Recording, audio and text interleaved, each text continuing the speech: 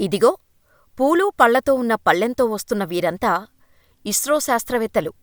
Rocket ప్రయోగాన్ని విజయవంతం చేయి తల్లీ అంటూ వేడుకోటానికి వచ్చారు. ఆ గుడి మరేదో కాదు, సూళ్ళూరుపేట చెంగాలమ్మ గుడి. ఒకప్పుడు నెల్లూరు జిల్లాలో ఉన్న ఈ గుడి జిల్లా విభజనానంతరం తిరుపతి జిల్లాలోకి వచ్చింది. అసలు ఈ గుడిని 24 గంటలు తెరిచే ఎందుకు ఉంచుతారు? ఎన్నో దేవాలయాలు ఉండగా సూళ్ళూరుపేట చెంగాలమ్మ గుడికే ఇస్రో శాస్త్రవేత్తలు ఎందుకు వస్తారు? Watch the story. చిన్న గుడి అయినా సరే, రాత్రయ్యేసరికి మూసివేయటం ప్రతి హిందూ గుడిలో చూసేదే. దాదాపు అన్ని మతాలకు చెందిన దేవాలయాలను ఇలాగే మూసివేస్తారు. కాని సూళ్ళూరుపేట చెంగాలమ్మ ఆలయం మాత్రం 24 గంటలూ తెరిచే ఉంటుంది. గుడి విమాన గోపురం, గుడి లోపలకు వెళ్ళగానే ఉన్న గోడ మొత్తం బంగారు తాపడం ఉన్నా, అమ్మవారికి అలంకరణకు వాడే ఎన్నో కేజీల బంగారం గుడిలోనే ఉన్నా ఆలయాన్ని మాత్రం మూసివేయరు. ఎందుకంటే గర్భగుడికి, ముఖమండపానికి తలుపులే ఉండవు. ఎవరైనా ఎప్పుడైనా అమ్మవారిని మనసారా దర్శించుకోవచ్చు. గ్రహణం సమయంలో మాత్రం జస్ట్ ఓ కట్టెను మాత్రం అడ్డంగా పెడతారు ఆలయ పూజారులు.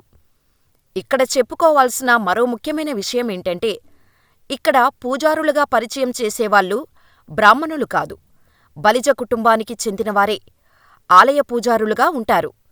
ఆలయ పురాణం గురించి చెప్పుకుంటే, చెంగాలమ్మ పరమేశ్వరి ఈ అమ్మవారు కాళంగి నదిలో దాదాపు 500 క్రితం దొరికింది.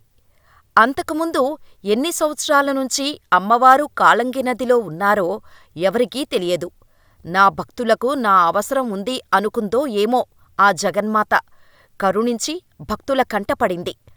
దాదాపు 500 ఏళ్ల క్రితం కొంతమంది పశువుల కాపరులు పశువులు మేపుతూ కాళంగి నదిలో స్నానానికి దిగారు.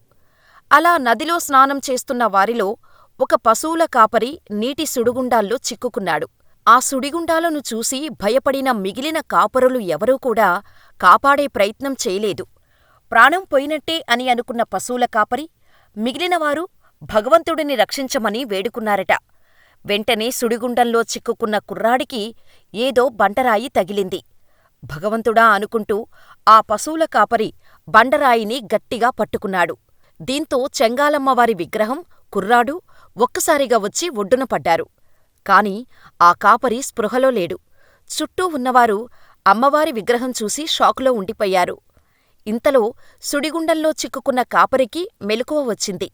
చుట్టూ చూసిన తనకు తన పక్కనే అమ్మవారి విగ్రహం కనిపించటంతో విగ్రహాన్ని చూసి ఆశ్చర్యపోయాడు. ఇంతలోనే కొందరు పిల్లలు ఈ విషయాన్ని గ్రామస్తులకు చెప్పటంతో అందరూ నది వద్దకు వచ్చి చూశారు. అమ్మవారి ముఖం దక్షిణముఖంగానూ నిటారుగానూ కనిపించింది. అమ్మవారు అష్టభుజాలతో అనేక ఆయుధాలు ధరించి పాదాల కింద దానవుడిని తొక్కుతున్న అవతారంలో ఉంది. గ్రామస్తులు ఆ విగ్రహాన్ని కదిలించేందుకు ఎంత యత్నించినా జరగలేదు. నిటారుగా నిలబడి మహిషాసురమర్దిని స్వయంభూగా వెలసి ఉండటం గ్రామస్తులు ఆశ్చర్యంలో మునిగిపోయారు.